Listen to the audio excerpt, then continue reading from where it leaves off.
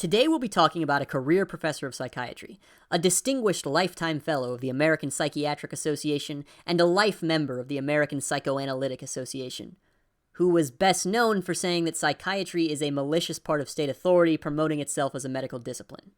Wait, what? Psychiatry is a pseudoscience. No, it's not Tom Cruise. He's not even a professor. How does that even... Alright, let's back up.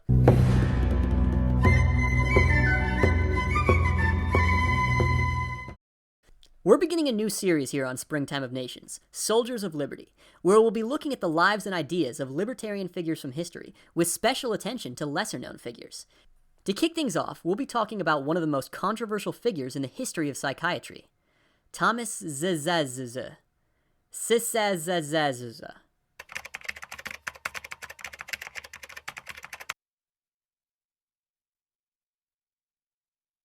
Szasz.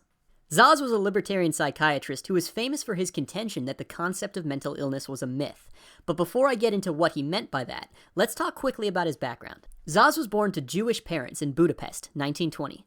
By the time he was 18 years old, the region had become a little sketchy for persons of the Jewish persuasion, so he went off to college in the US. Szasz graduated with honors with a degree in physics from the University of Cincinnati, graduating medical school first in his class, and completing his residency shortly thereafter. After this, Szasz moved to Chicago and joined the Chicago Institute for Psychoanalysis, where he would work on staff for the next 5 years, apart from 2 where he was activated for duty in the US Navy. Szasz's earliest published papers dealt with psychosomatics, physical symptoms caused by mental factors, and he actually published 3 different papers about the psychiatric aspects of vagotomy. Okay, there's nothing funny about a vagotomy. It's a surgical procedure to remove part of the vagus nerve and... Okay, you want something to laugh at? He also wrote 2 papers about diarrhea, and 1 about diarrhea and vagotomies. Happy now? Anyway, toward the end of his time at the Chicago Institute for Psychoanalysis, Szasz started writing about the relationship between psychiatry and the law. This was in the mid-1950s, when involuntary institutionalization was at its peak, and thousands of people were subjected to lobotomization, the practice of surgically severing connections in the brain's frontal cortex, blunting the subject's intelligence, and putting them into a passive and compliant stupor. Szasz felt that something was deeply wrong with this system, and it often did more harm than good. In 1958, Clennon W. King Jr., an African-American civil rights activist, tried to enroll in the all-white University of Mississippi for graduate classes. Police arrested him on the grounds that any black person trying to do that must be crazy, and keeping his whereabouts secret, they confined him to a mental hospital for 12 days. That same year, Szasz published an article in the Columbia Law Review attacking mental illness as a legal construct. The problem, Szasz argued, was that unlike a broken leg, or a virus, or a bacterial infection, mental illnesses are defined and classified not by any underlying cause, but by symptoms, and those symptoms are undesirable behaviors. But who decides what behaviors are desirable or undesirable? Today, almost no one would say that Clennon King was mentally ill for trying to go to a white university. But in 1958, that was a deeply socially unacceptable and undesirable behavior. If we go farther back, we can find physicians in the antebellum South describing drapetomania, a mental illness defined as the inexplicable desire some slaves had to escape captivity. Or what about female hysteria, characterized by women causing men trouble? More recently, homosexuality was considered a diagnosable mental disorder by the American Psychiatric Association until 1973. When homosexuality was taken out of the DSM, that's the official list of psychiatric disorders, it wasn't because our scientific understanding of it changed in any way. As Szasz himself said, "There are no new facts about homosexuality. Nothing is now known about homosexuality that wasn't known 1,000 years ago. So it wasn't the basis of new facts that this was made." Society's values just changed. The behavior became less socially unacceptable and undesirable, so it magically wasn't a disorder anymore. We can see the exact same dynamic playing out right before our eyes today in the transgender debate. Conservatives and leftists will argue all day long about whether transgenderism is a mental illness, without disagreeing on any relevant fact. It's a behavior conservatives don't like and leftists do, so they each label it accordingly. A broken bone is always a broken bone, but when we're dealing with behavior, things become much more subjective. And sure, nothing in modern psychiatry is as ugly or dangerous as lobotomies for female hysteria. But that's thanks to the works of Thomas Szasz and others. Psychiatry may have improved, but is there a difference in principle between those old-timey notions and our modern concept of mental illness? Or have we just changed which behaviors are socially acceptable? In 2016, the National Health Interview Survey found that 14% of boys aged 4 to 17 had been formally diagnosed with ADHD. This is a sharp increase from when the condition was first introduced in the 80s. But why is that? Is it something in the water? I don't like them putting chemicals in the water that turn the friggin' frogs gay. More likely, it's not that kids these days are fundamentally different from kids throughout human history, but that society's expectations of both kids and adults have changed. Modern society demands that people sit still, shut up, and do boring, monotonous tasks for long periods of time, behavior that hardly comes naturally to anyone, especially not children.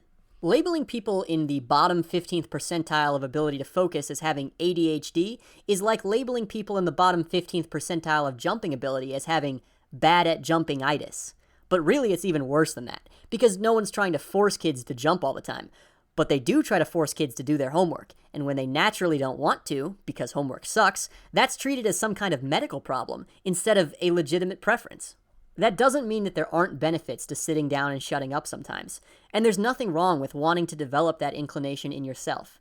Szasz was not against psychiatric treatment in principle. In fact, he practiced it himself, but never against the will of a patient.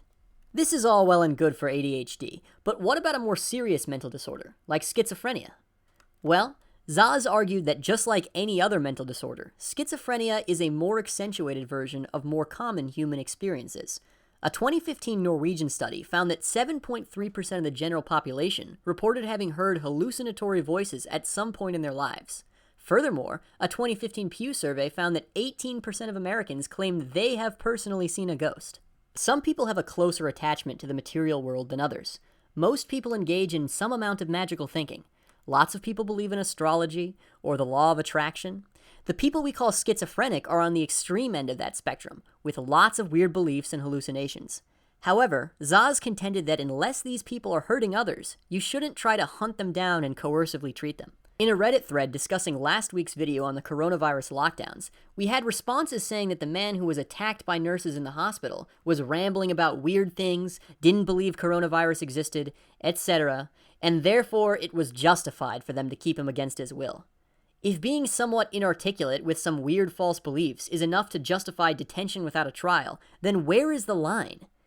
In state atheist countries like the Soviet Union and communist Romania, devout Christians have often been involuntarily committed to psychiatric hospitals because they were considered to be delusional. As Szasz himself wrote, if you talk to God, you're praying. If God talks to you, you have schizophrenia. In the gun control debate, conservatives have often tried to deflect and compromise with the gun-grabbing left by emphasizing that exceptions to the Second Amendment should be made for the mentally ill, who are often scapegoated for mass shootings. Take away the rights of those kooky weirdos so we can keep ours. They're digging their own graves with that one. Leftists control academic institutions generally, but especially psychiatry and psychology.